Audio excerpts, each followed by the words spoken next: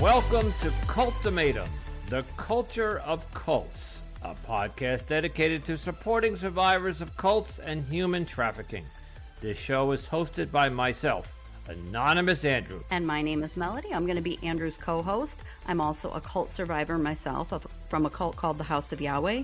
I am a cult advocate and creator and administrator of a cult support group on Facebook called Cult Escape and Recovery.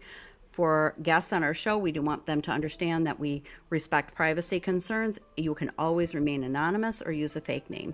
And Melody, this is a safe haven for those who have been in a cult, survived, and escaped, and are now on a journey of recovery, trying to put their life back together. So join us as we learn together about the culture of cults.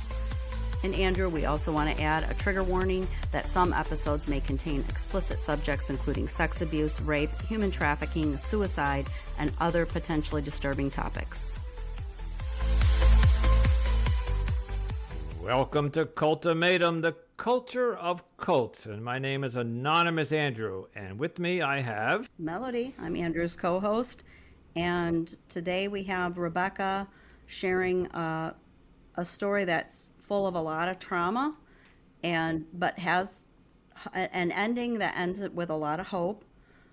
Rebekah was brave enough to share some very difficult parts of her story and the struggle that she's had to get through this at times, and that she's still struggling with PTSD, still working through all of this.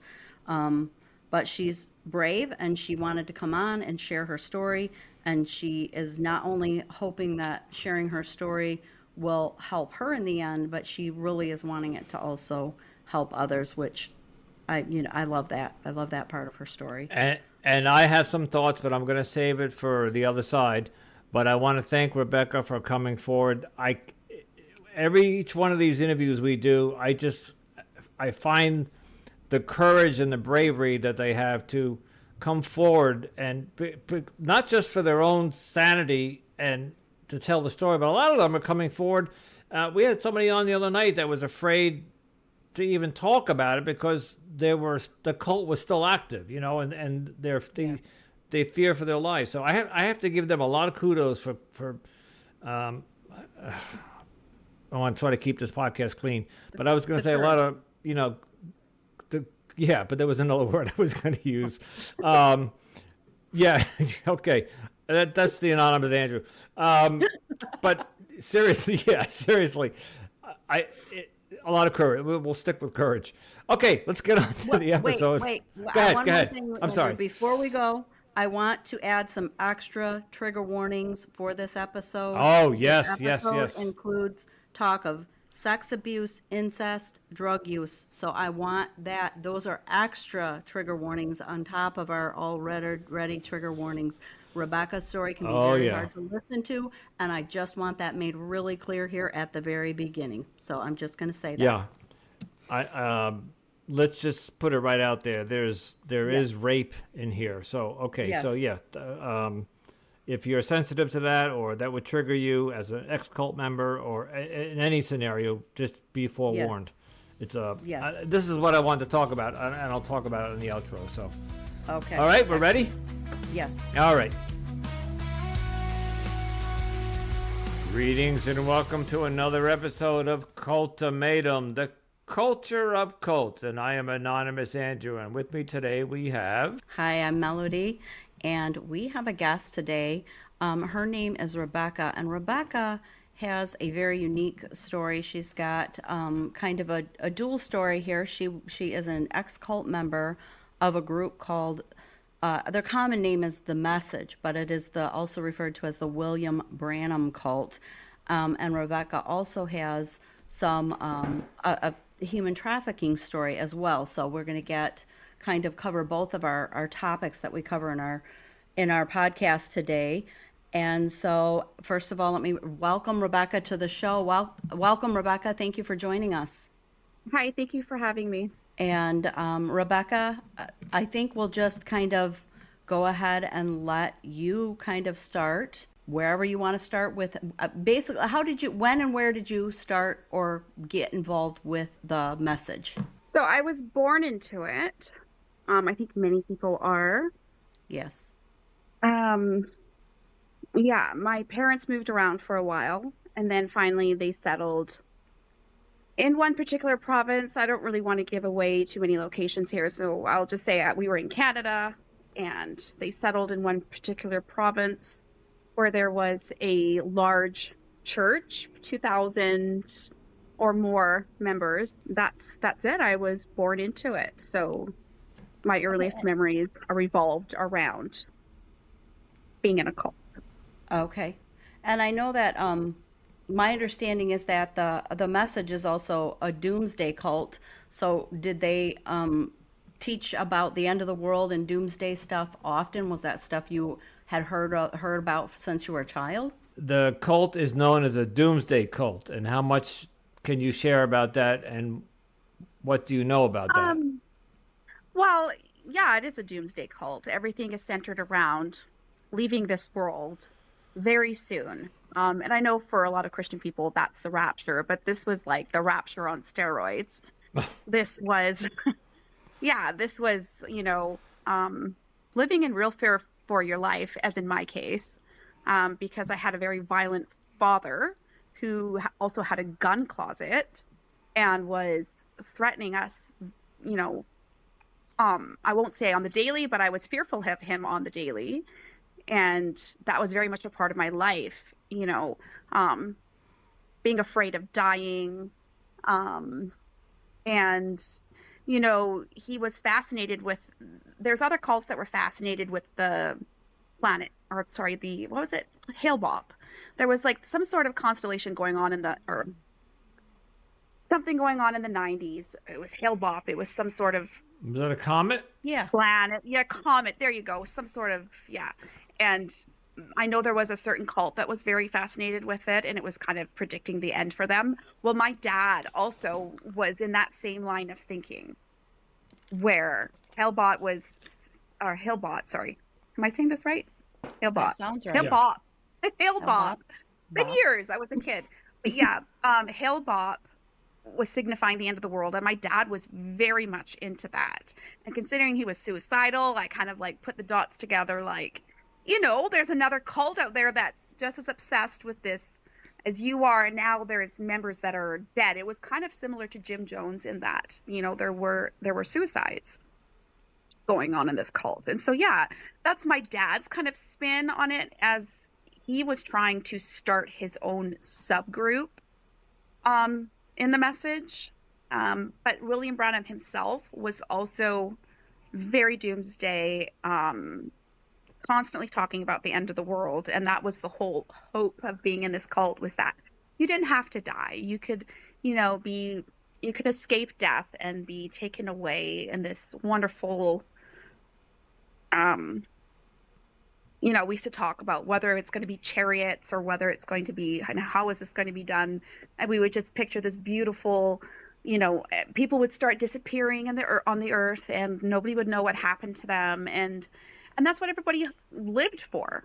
But they also put a lot of fear on you into thinking that if you were to stay, you would be tortured, and there would be like the Third World War. And yeah, so when this Hale-Bopp came and the end of the world came, you were going to be saved by ascending or by chariots or something into the heavens? Yeah, it was signifying the rapture for them. I think a lot of these people in cults are mentally ill, and they kind of, see some sort of numerology and run with it, right? So yeah. So what happened when the Hale-Bopp came in and that didn't take place?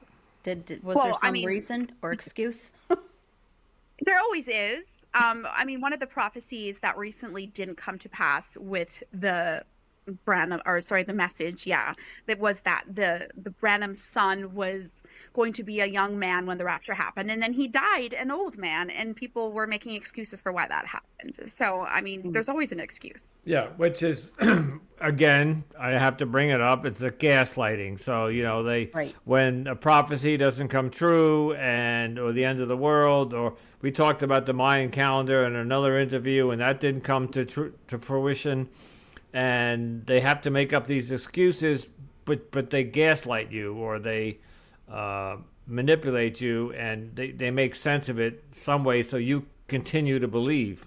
Right. So, Oh, what the gaslighting is yeah.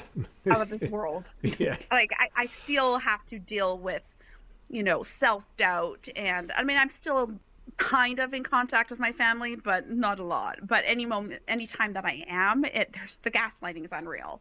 And I constantly have to deal with checking myself and like my sanity, and I'm like, okay, no, you're the insane ones. Like you guys clearly are not thinking straight, and like for me to have to like it takes the focus off themselves, right? So Can I ask how long you've been out? I left at 16. So someone said to me the other day, well, why would I want to listen to you because you're not educated? And I'm like, well, I have the brains to leave a cult. So I'm not completely dumb. At 16 years old, I was able to figure out, okay, this is ridiculous. And many people stay there their whole lives. So like kudos to anyone who leaves a cult. And, unfortunately, I had lifelong PTSD and I wasn't able to pursue an education because of it. And I was very poor. I didn't have resources. So now I'm at 38 years old and I'm like, No, I'm saying she's still trying to put her life back together. I am. Oh. I can barely function. Like I'm actually on PTSD disability, like tax benefits. The government recognizes me as having debilitating PTSD. That was a milestone to be recognized as, okay, this did in fact happen to you. We're recognizing it and we are making your life a little easier. So yeah. I have to say I'm shocked that the government, just as a sidetrack, I'm going out on surgery in 2 weeks and I'm trying to apply for medical disability, just for a couple of weeks. And the hoops that I have to jump through just to get, but I got I'm, lucky, I guess. but I'm glad that somebody in the government is paying attention. That's Yes. what a lot of this podcast is about. Is I think, and I think Melody agrees with me, is that there is all these cults going on, and it really started in this podcast with Twin Flames. Nothing is being done about it. Like, I mean, I can't say that the law enforcement isn't really investigating these, but it seems like these cults just keep springing up and going along and evolving, and they don't have to answer to anybody. They don't have to answer anybody, and they're surviving or thriving, some of them. And in the meantime, there's victims and survivors like yourself who got out at 16. You're 38, so what is that? 20-something years of trauma that you're still enduring, and it's. But I'm glad you're getting help, at least from the government. And I have to ask, is therapy involved? Oh yeah, weekly. Actually, Crime Victim Assistance Program pays for my weekly counseling. So that's another great avenue for somebody who may not even have went through a court case. If you can give a statement and say this happened to me, they may help you. It's not going to be easy, but I did have to I felt like I had to cry and beg. But yeah. And I do believe, I'm just going to insert here, that is a Canadian group, correct? Yes, I think this might be a little bit easier in Canada. I'm just going to throw that out there. I think it may be a little easier in Canada. Yeah, sorry. Yeah, Canadian. Yes. Yeah. So when so that's nice, but that runs out. Sorry. Yeah, right. that runs out. So they give you 24 sessions and then they reassess it. So I do have some help. We'll get into what I've done to deal with my PTSD, I guess, whenever that comes. Yeah, we'll do that. We can do that a little bit more towards the end. Can you tell us why you decided to leave and how you left when you were 16? How did that play out? Well, I have some repressed memories from when I was 7 years old that came out during a confession by Facebook about sexual assault. probably about 8 years ago now. So my family member, I'm going to say my brother, because that's true. And I'm not trying to protect him, but I also don't want to give his name because I know people would try to hurt people like him. And that's not the avenue I'm trying to go. I want justice. I don't want it to be like, that won't make me feel good. Like that's not what I'm trying to do.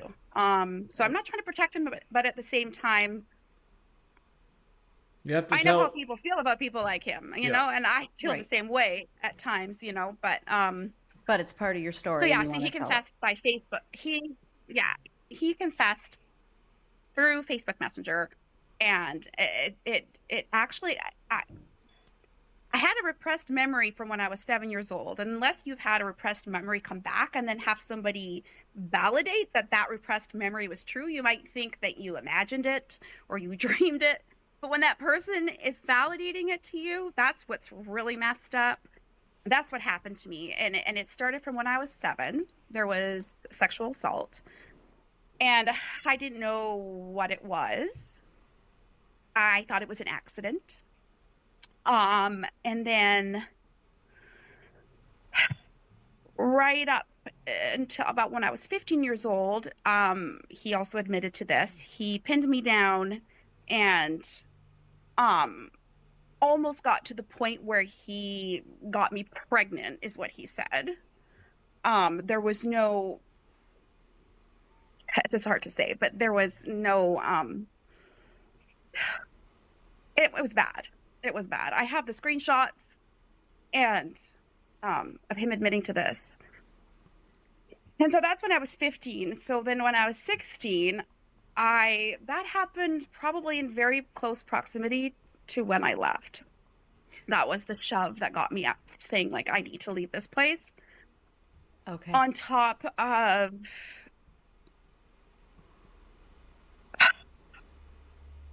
the abuse at home getting worse and worse because I was starting to get worldly. I was wearing makeup.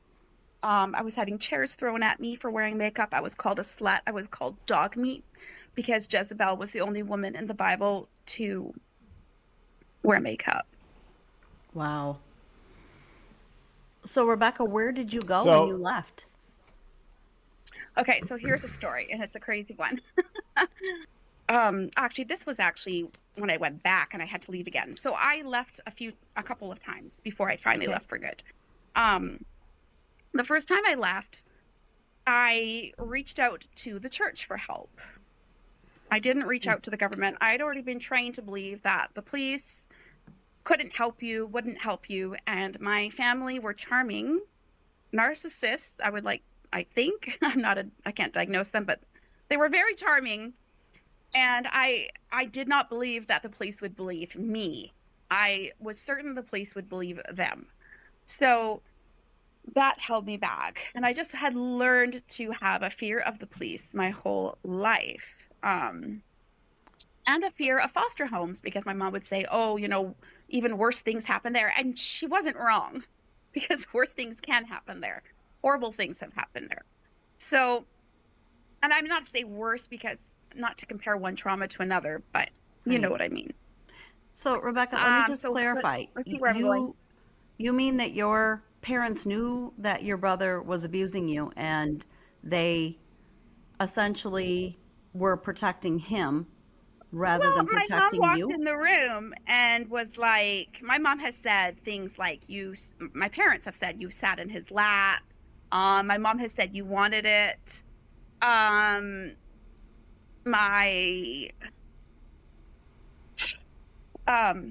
mom walked in the room and he said to me, thank God for your ear-piercing scream, because that's what sent my mom over from the garden into the bedroom where it was happening. And she walked into the room and I guess went on with her day after seeing her son on top of her daughter, pulling his penis out of his pants. Like, okay, no biggie, on with my day. Nobody talks about that. Nobody is just, I know Wow. I'm not trying to be graphic here, but I'm also trying to be like, No, this is the you're- picture of what happened. I appreciate the bluntness. Yeah. It gets the point of the story across, and this is this is not what the story you're telling, and I'm not taking away from your trauma and your story, but this is very common throughout cults. Women are the victims of sexual abuse. Oh yeah, so I went to the church. So as I was saying earlier when I was going on about Hale-Bopp, my dad was trying to start his subgroup. And his dream was to be a preacher and to have people follow him. And there were crowds listening to him in the church. And he was gaining followers and they were noticing that. So when I ran off to the pastor's granddaughter, I told her what was happening. I'm like, my family are abusing me. And so I only got into the violent aspect of it. I never got into the sexual assault, continuing sexual assault, because I was too scared to talk about that. I was too embarrassed. I was too ashamed. I was young and like, it's your brother. Like, like nobody wants to admit that that's what their brother did to them, especially at such a young age. So then I told her about that. And that's kind of ironic considering that both my spouse and I have memories, because he grew up in the same church as I did, have memories of children being pulled into the bathrooms during a service because they weren't behaving, and hearing the leather belts hitting them and their screams in the bathroom. And it was always like, of course, it probably echoed more than it normally would because now we're in this like stall, right? But we remember the screams and we remember those leather belts hitting children during the service. So there was already violence happening, but it was a little more, I wouldn't say hush hush, because the prophet himself said, if you catch your daughter suntanning, beat her with a 2x4. So, but I mean, it wasn't talked about in depth or as much. It was a little more subtle, a little under the surface, but not quite, considering the literature condoned it. But basically the abuse then started at the top, meaning the cult leaders or the church leaders down. Yeah, so then I went to the pastor's granddaughter and I was like, I'm being abused. And so she's like, oh, we'll help you. But I really feel now that her motive was, my dad was a threat to this church that was, think of the tithes. There was a lot of tithes coming in with 2,000 plus people. So I think he was a millionaire. He had a really, really nice house. Like, he had a mortgage to pay. Like, like these people were making the money, and losing followers was a big deal. So I think that was her motivation in helping me. So I got passed from, the first place I stayed at was the pastor's daughter's house. And then after 3 months, I convinced my sister to come with me. And I'm backtracking now, but I remember like putting all of our clothes into garbage bags and like shoving it through our bedroom window and leaving. And I don't think I even got into what home actually looked like. But we lived on an Arabian horse farm in the middle of nowhere, in a house that had mushrooms growing on the ceiling and no heating besides a wood stove. So it just, it was kind of like, when I talk about it now, it seems like some sort of scene from a movie. It's just like this girl's escaping in the middle. We didn't escape in the middle of the night, but it was a really foggy morning. And I remember we made it look like we were just going to church. And my one brother was in on it, because he was friends with the pastor's daughter and she convinced him it was a good idea. And he's also I'll get into it, but, he was a brother that also that abused me. But yeah, he helped us leave that morning. We stayed at the pastor's daughter's place, but then I guess we were so isolated, and I don't know that everybody in this church was as isolated as us. There were varying degrees of isolation. We probably got the shadier end of the stick. But yeah, like the cult was very, very So Rebekah, I'm just to clarify here, the first time then you escaped, you escaped from your family, not from the cult. Would that be correct? Am I Yeah, correct yeah, I in escaped from understanding my that? family. Yeah, I escaped from the family, and But then I you was were passed from still person to with cult person, members. and but I was still within the cult. But I was already leaning Okay. towards the world, so to speak, because I was Okay. wearing makeup, not a lot of it, but enough that it was noticed. And I was going to get into this. Me and my sister were so like we were so we didn't understand like that we were upsetting certain people. Like I remember one of the houses I stayed at, like the mom was like, "Yeah, you can have my camera," because me and her daughter wanted to take pictures. And then I went into her underwear drawer and got her camera, and I didn't know that was like I just didn't know. And like she got so mad at me, like this girl was just like invading my privacy, and I just didn't know. She said I could have her camera, and I literally genuinely didn't know that you're not supposed to do that. So they're just things like Right. that where I just was very Naive. you know what the pastor's granddaughter said? She said when my sister and I stayed in her house, it was like having toddlers in the house because we Mm, just didn't know what was we just didn't know like what was normal, like what was acceptable, what What was was right and and wrong? somewhat, yeah. And I mean, so there's varying degrees of that within the cult. There's some people that have more freedom than others who are a little more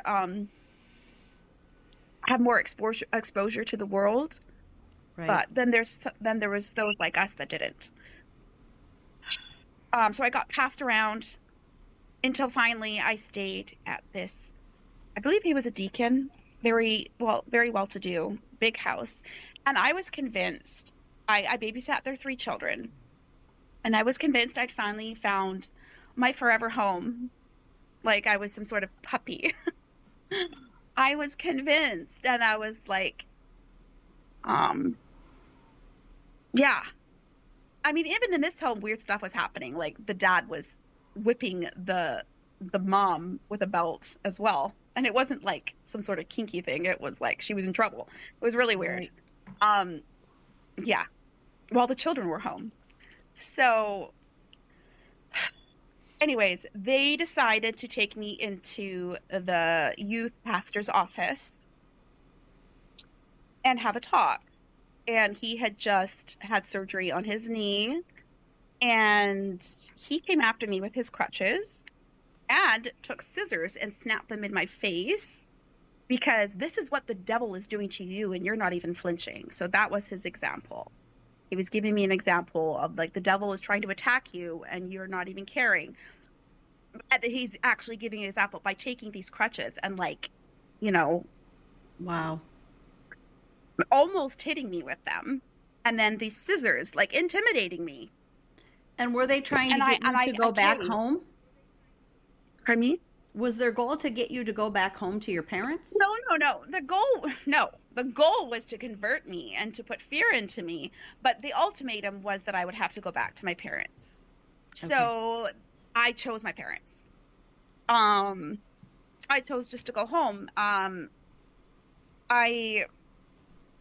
was in tears. Like I didn't know the right thing to do. I'm like, I'm not accepted here. I'm not accepted at home. I figured I could just go home. We lived in a very remote area, but there was a development close by they were putting up a Tim Hortons.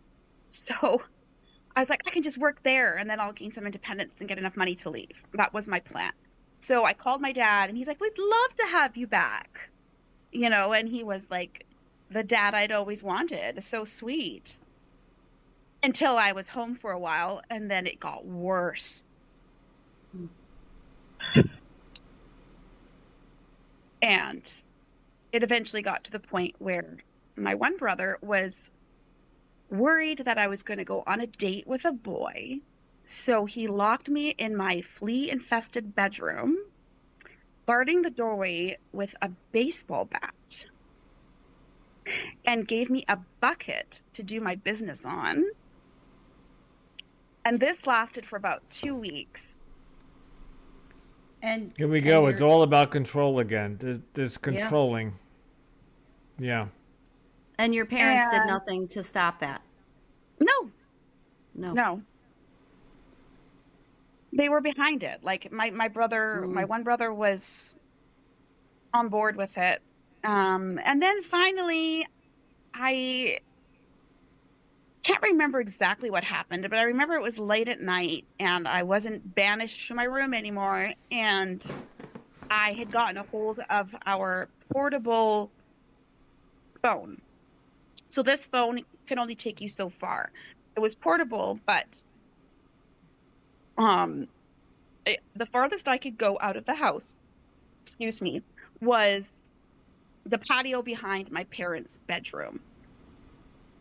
Um, and so that was the one place I didn't really want to be, but to get out of the house, that was the only area where I would have reception. So I remember it was very late at night, and I used to listen to this talk show um about relationships and family and advice. It was a psychologist. And I called her in the middle of the night and I said, my family is keeping me hostage with baseball bats. What do I do? And she said, call the police.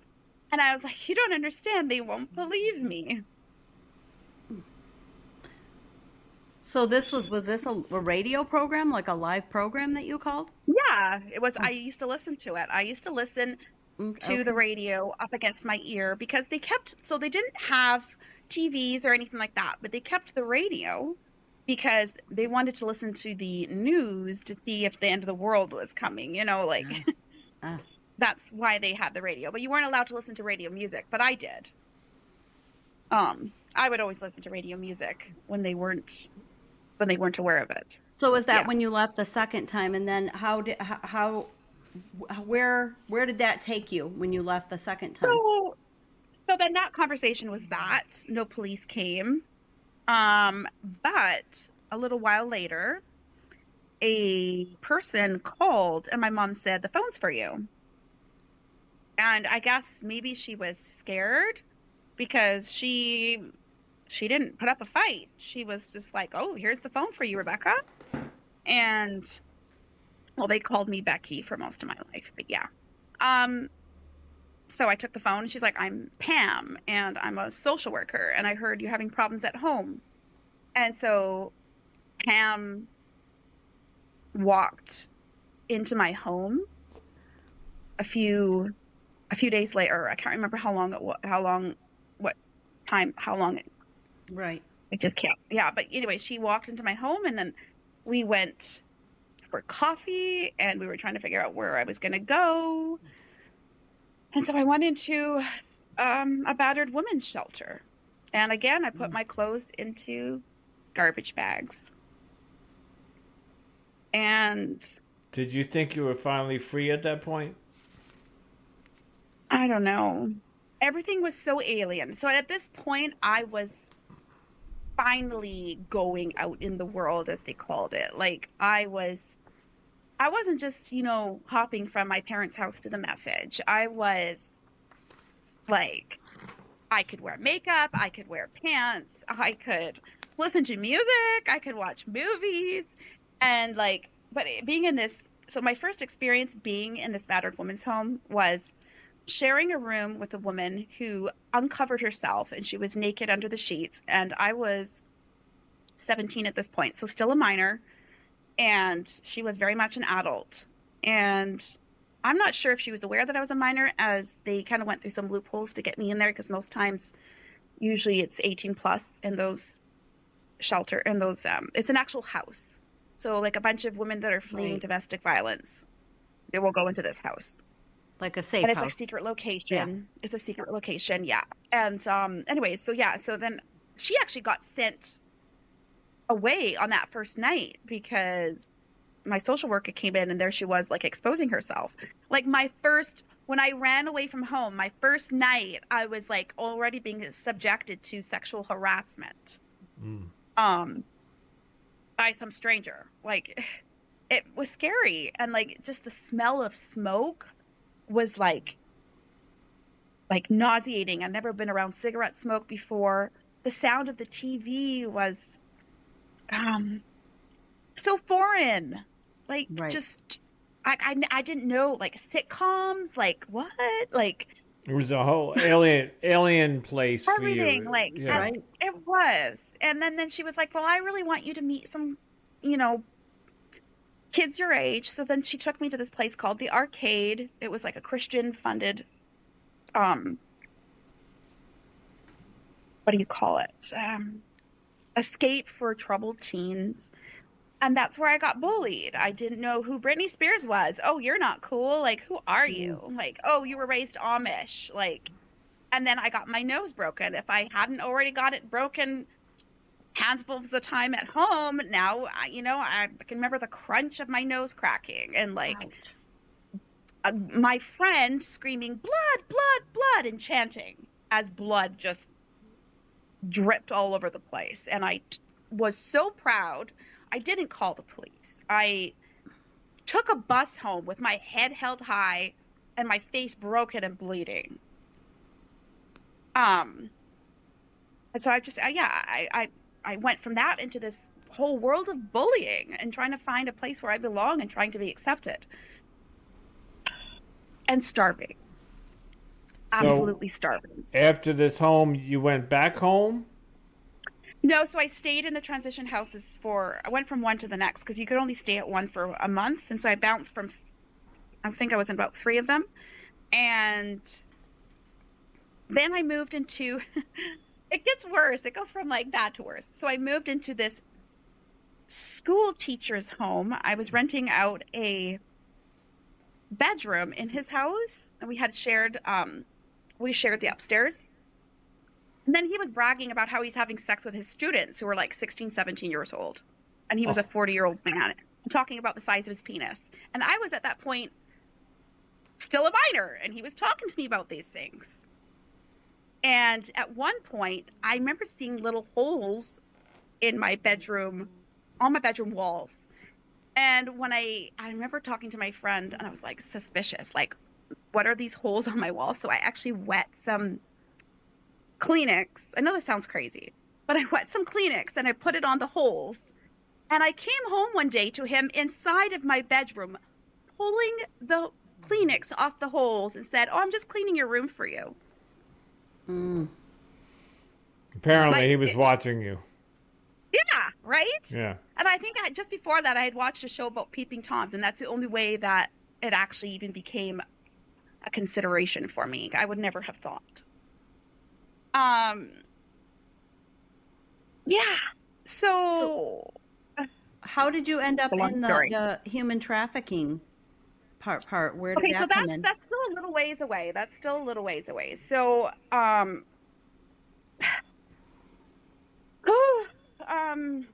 so what happened was I'd starved for a long period throughout this, trying to get on my feet and find a job with no high school education, because did I mention I didn't go to school? Like I read books, but I absolutely had no schooling. So then I was working graveyard, and I was actually finally getting some good hours, but I was really depressed because I was working nights and sleeping all day, and had, like, a kid wants a social life, right? That's everything to them. So I wasn't having that. So I finally had a night off, and I had some money. And so we were going to spend it on booze. And I got some of my 14, 15-year-old, 16-year-old friends together, and I paid for the booze. We went to a park, and I remember there was this green wall of grass coming towards me. And it turned out that I got alcohol poisoning. And my friend, who was also a foster kid, his foster parent picked me up, dropped me off on the pavement of the school teacher who was the creeper, like the creepy guy, dropped me onto the pavement with my miniskirt over my bum, vomiting, drowning in my own vomit without a pulse, left me on their driveway.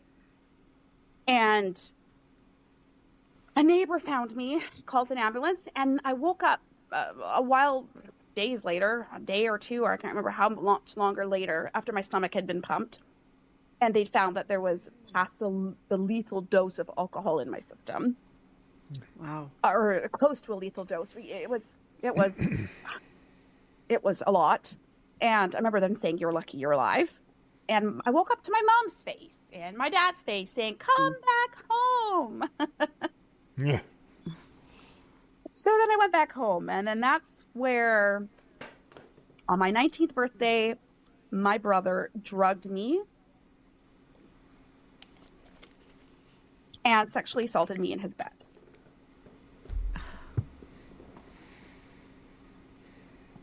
So is this when you left the third time? Yeah. So, yeah. Are you okay? So I told my family because I'm okay. Yeah. It's happened a long time ago. I still cry about it all the time. Yeah. But That's you're understandable. bringing up memories that, yeah, it's very understandable. Take your time. Yeah. So then I remember I got a boyfriend very quickly after that, as maybe subconsciously it was my other escape method. Right. And he was like, "Your brother raped you." I didn't know what roofies were. All I know is that I had 2 drinks and I shouldn't have been that drunk. I was going in and out of consciousness. He was taking off my bra. He was doing things to me I would never have wanted to be done to me.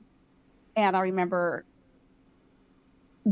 sitting on his front porch crying and seeing these high metal fences. And I looked back on maps and they're like little 3-foot metal fences. But when I was under the influence of this date rape drug, I remember them being these really, so my perception was a little warped, but I remember there being these like really high metal fences and thinking, "Oh, I can't escape." And then he coaxed me back into bed. Like, "Just come back into bed. Everything's fine. Everything's fine." And I knew it wasn't fine. And then he drove me home the next morning. And so then I told my parents after so this happened in October. My birthday's in October. I got a new boyfriend in December. And he convinced me to tell my parents. And I told them. And they didn't believe me. And then my younger brother, I don't know if it was pretty soon. Right after that, he was like, "Oh, well, you did that to me. You sexually assaulted me." He was best friends with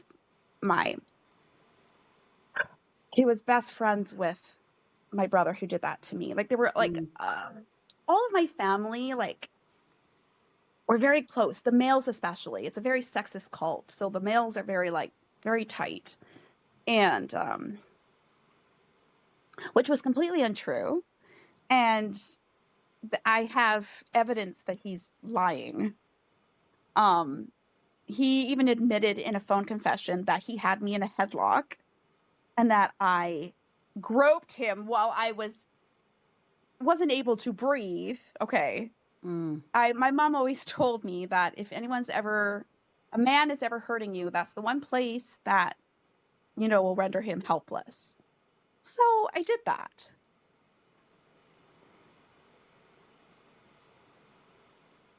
And then, so then I was accused. So now it's like, talk about gaslighting. We talk about gaslighting. So now I was scrambling to defend myself. And, like,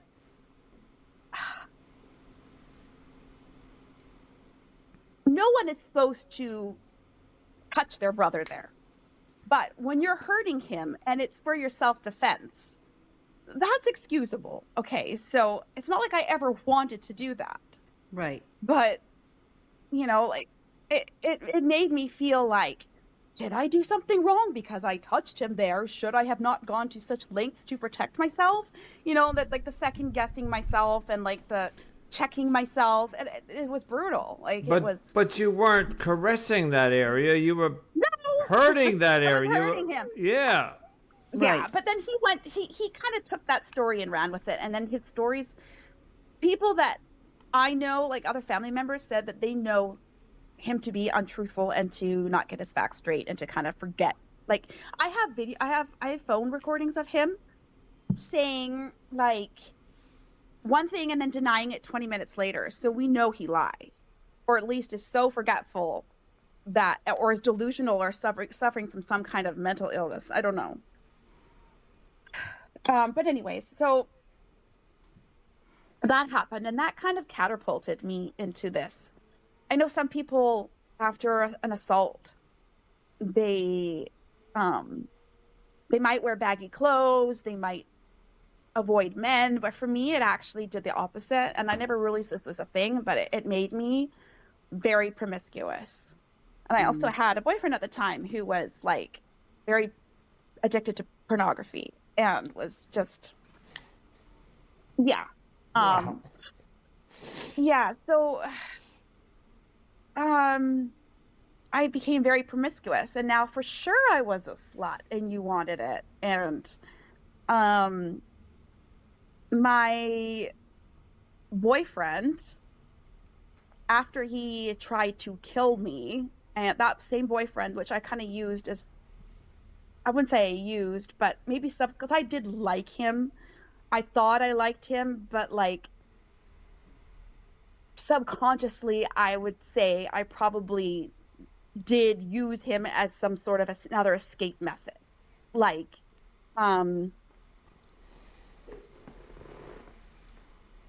like, is, you is know, this where the human trafficking part comes in? so Your yeah, story, so Rebecca? yeah, so he pimped me out. He demanded money from me. Um, he almost took my life. He like, yeah, and that's where I got into that. It was like right after, very shortly after my brother drugged and assaulted me, and then I got into sex work.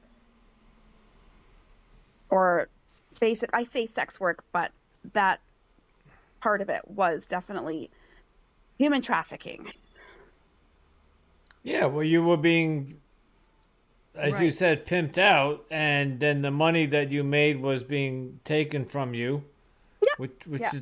which is the definition of human trafficking. They put you on the street, or they drug you, and they make you sex work. But the money that you make, you either keep very little of it, or you have to give it all back. Um, Yeah. so how long did that last for until you and Um, how did you get out of so that? so it lasted 10 years. Oh my goodness. And then I was a drug addict towards the end of it, like pretty badly. 4 grams of cocaine in a night. Like that's a lot. It is. And it It wasn't is. always that much, but it could get to be that much. Even 2 grams a night is a lot. Trust me, Yeah. I'm an addict in recovery. I know. It's a Yeah. lot. So Yeah. Um, so I experienced the full spectrum of what that industry is and what it Wow. looks like. That, The full my spectrum. heart goes out to you, Rebecca. You've got so much trauma. So I can see why you definitely need the therapy and why you have PTSD. It's pretty obvious after hearing your story in that much detail. I mean, because you and I've talked before, but I didn't know this much detail of what had happened to you. But I do know that there is a happy ending here, and I know that Yeah. you're married now, and you're married to actually another ex-cult member, and you have some beautiful children. So do you want to talk about some of that, some of the good things in your recovery and where you're Yeah. at? How did you meet your husband? So through Facebook, he Hmm. messaged me, and um yeah, we didn't stop texting each other since that day 8 years ago. We still text each other every single day. um so yeah, I had been through a lot of abusive relationships, one after the other in those 10 years. Um and So you were friends with he him on was Facebook because you guys still knew each other from the cult? well, yeah, well, we were familiar with each other. Our families were close. My grandpa, I found this out later. My grandpa was really, really good friends with his dad. Okay. And Can I jump in and ask a question? Before you met your husband, did you get off the drugs? Did you get clean?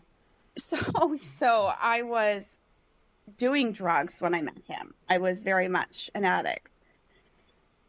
And I sometimes wonder how I even managed to escape that life. I don't even feel like I don't even know. Like I don't know how I managed. I mean, I could get into it, but Well, I no. don't know The if the I should. important But thing is you stopped, right? At some point, you yeah, stopped. yeah. And what happened was I found out I was pregnant, so I discontinued using, and I Well, that's a haven't good used reason. since. I didn't use since. So, yeah. And then he's never beat me, and we have a great relationship. So I got lucky somehow because our relationship, the other relationships moved very quickly, and that was a sign that things weren't going to go so well. But for some reason, this one moved quickly, and he said to me, like, he was like, "Let's keep the baby. He's going to be so cute, and let's build a new life with each other." And I know that sounds like, some guy promising you the world. But in his case, he was genuine. And I just got lucky and I went with my gut. Um, it was the scariest and the best decision I ever made in my life. And solely relying on my intuition. And I escaped all of that. Of course, there's new challenges now. I have chronic illnesses that I think are related to my PTSD, which make parenting a challenge. On top of the PTSD, like I don't even drive. I can't drive because of my PTSD. Like I can barely, like the flashbacks are so bad. Like I can barely cook a meal. Like I really feel maimed by it. Um, Yeah, like it's a challenge, but I mean, there's so many happy moments. There's definitely a lot of joy, despite the flashbacks that I deal with Oh, Rebecca, with my children. you're on a journey now of healing, repairing, putting back the pieces, and it seems like you have a wonderful man in your life who is supporting you, and you have one child with Two. him. No, I have two. You have two. Okay, Yeah, so we you have decided to a have another child 4 years after the first. all right. So you have a family. You both have so you say you don't drive. Do you work or you're a stay-at-home Mm-mm. mom? I'm a stay-at-home mom. Good for you. No, that's good. Yeah. Yes. That's a big job. I know that I did that too, Rebecca. That's a That's job. that's a lot of work. On top of what you're going through internally, that's a lot. So, Yes. Hmm. And I happen wow. to be friends with Rebecca on Facebook, and Rebecca, I just see in your posts that you love your children so much, and you are a Hmm. wonderful mother. I see that come out being friends with you on Thank Facebook. I you. know that, and I see that you the the cycle of abuse stopped with you. You are Yes. you are a wonderful mother to your children, and I see that it shines through.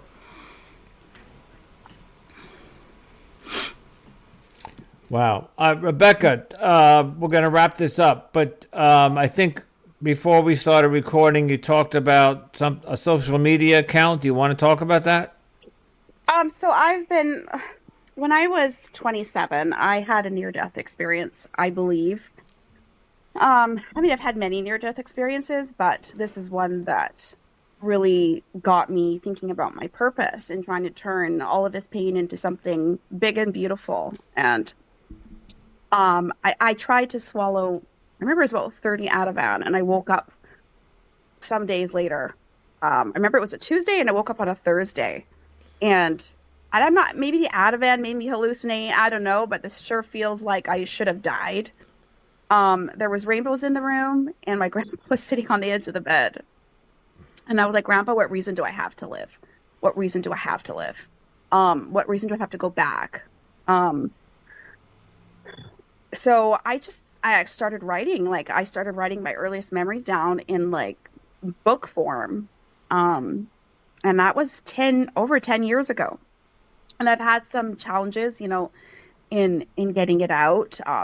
My mental health hasn't always been, it takes a lot of guts, and a lot of yeah, there's a lot of shame attached to everything I went through. So there's embarrassment, there's not knowing if I'm emotionally equipped to deal with the inevitable um attacks that I will get, that I'll receive in return from either my family or from people who just random internet trolls who are going to be like, oh, she just wants attention or whatever it is.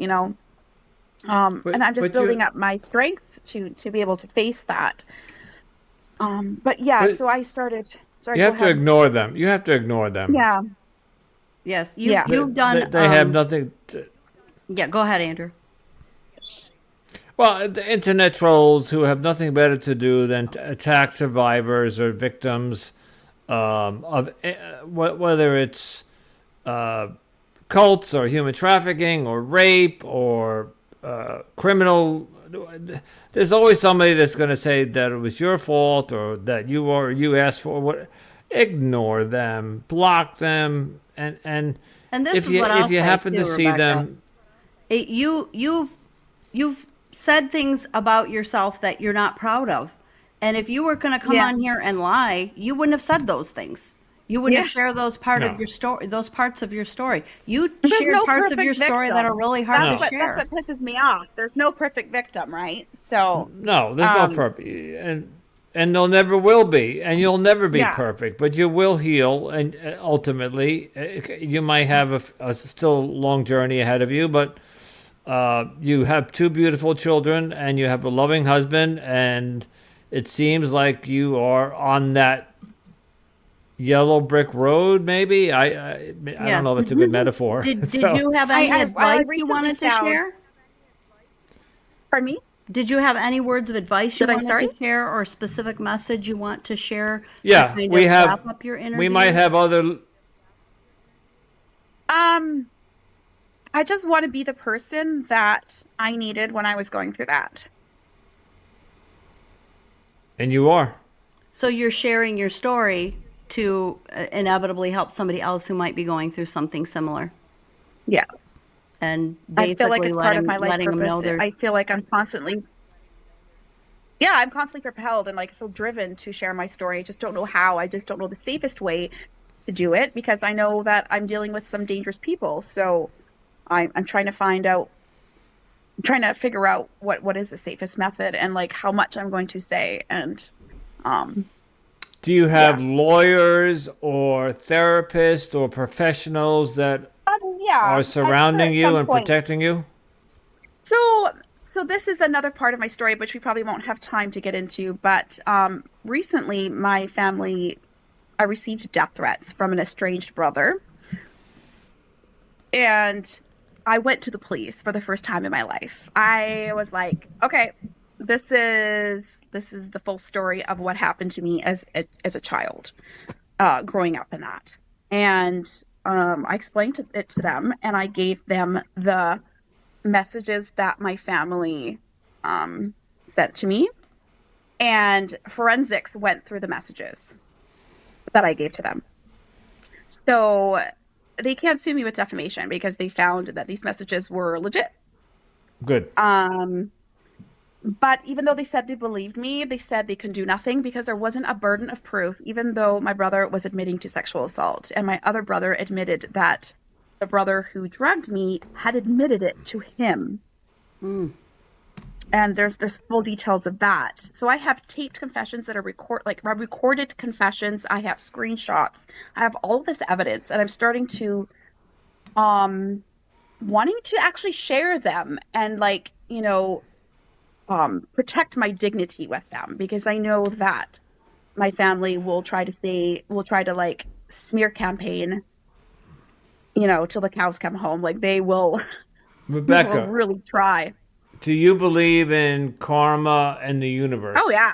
Okay. Oh yeah. So they will get what's coming to them in time, whether it's this life or the next life. Uh, they will be dealt with by the universe and the whatever higher power. Yeah. Yeah. Rebekah, I can't thank you so much. This was one of the most difficult interviews so far, Melody, to listen Yes, to. It it really was, was. but I understand why you needed to share those parts of your story because, Oh, absolutely, and I thank you. Well, thank you for having me again. Yeah, And thank you, Rebekah. I got it out. So yeah. No, thank you for coming forward and for just as a message to the listeners who might be still coming out of a cult or human trafficking. We try to pinpoint the positivity that there is hope on the other side, and Rebekah's a beautiful example and of of that. course, Melody. I Yeah, exactly. And once again, I guess Melody, you want to mention one or two or three or four of the Facebook groups we're on that if somebody's listening, they can join for support. Yes, we've got the Cult Escape and Recovery group. We've got the Cultimatum podcast page that we have, and then obviously there are lots of other, and Rebekah may be in some of them too. Lots of other, if you look on Facebook, other cult support groups out there and available. Just put either search for cults or cult support or ex-cult members or religious trauma, any of those things, and you can find support out there. And a lot of them are private groups, and there are administrators like Melody, so there are no trolls. The trolls can't get in. If they do, they're expelled immediately. Correct, Yes. Melody? Yes. Okay. Absolutely. So what Rebekah was talking about, being bullied, come into these groups. Many of them are private, and Yes. no, but you will not be trolled. You will not be bullied. So, okay, ladies, thank you so much. I don't want to use the word fascinating but it's an incredible story, but Thank you. more importantly, Rebekah, an incredible story of strength on your Yes. part. So, kudos to Yes. you. We appreciate your bravery. you. We appreciate you coming on and sharing your story with us because I know this wasn't easy for you. No. Okay. Thank you And so we much. wish you all the best You're in your future and with how all that plays out with charges and your therapy and all of that stuff. We wish you the best in your recovery. Thank you so much.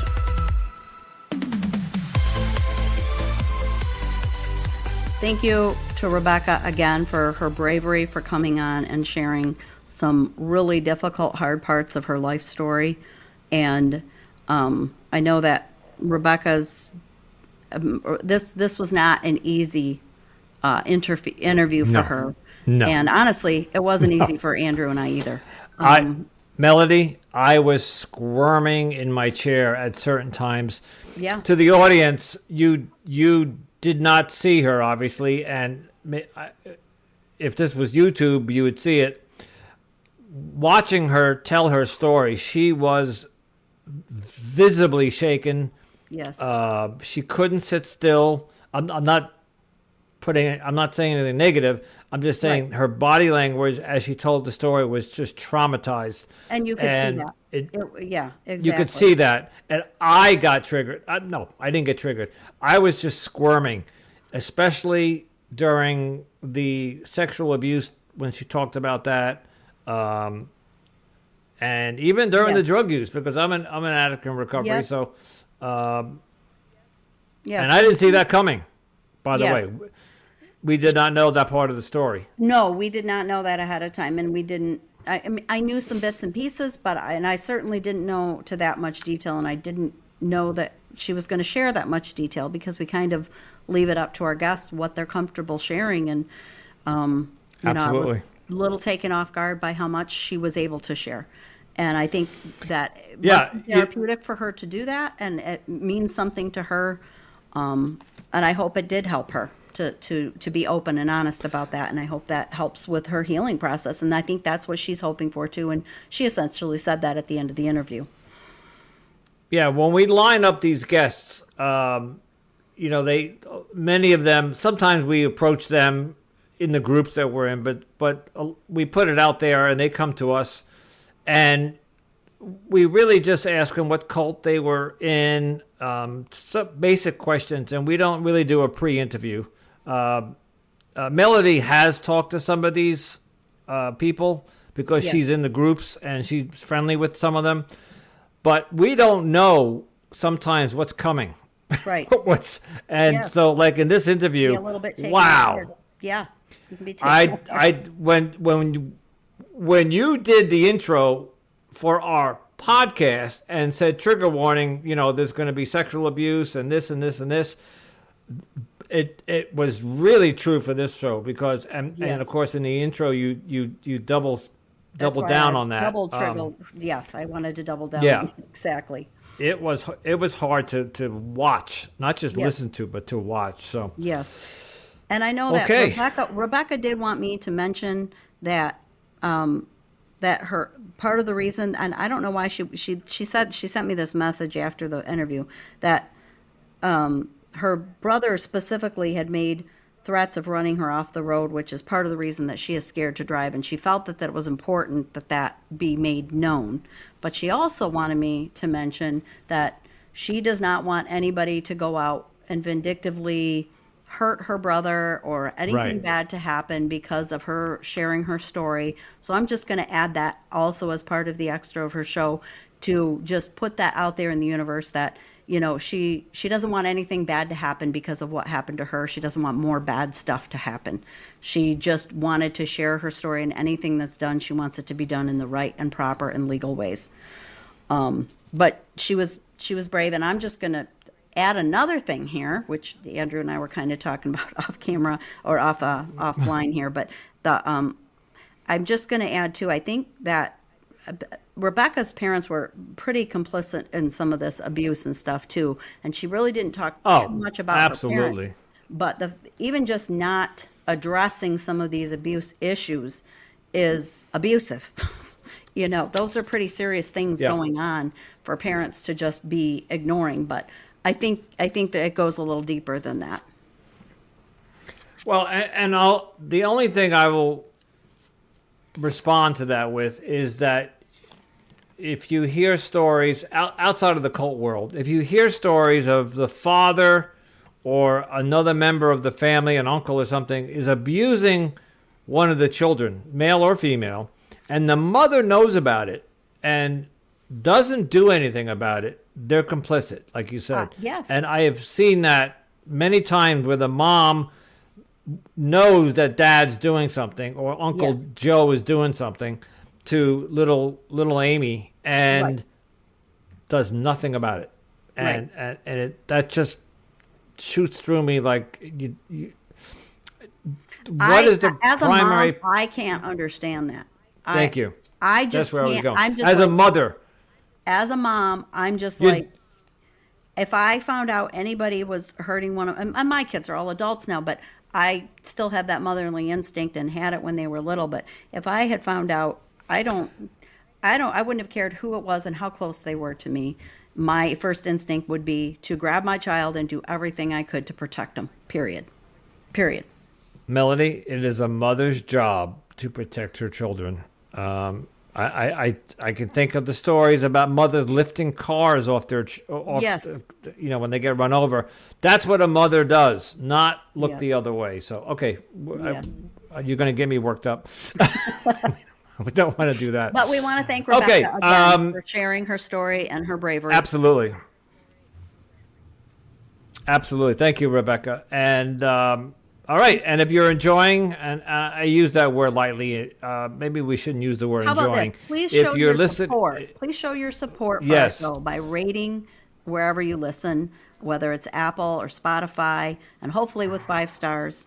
Also, we would love it if you could follow, share, and continue listening to all of our current episodes.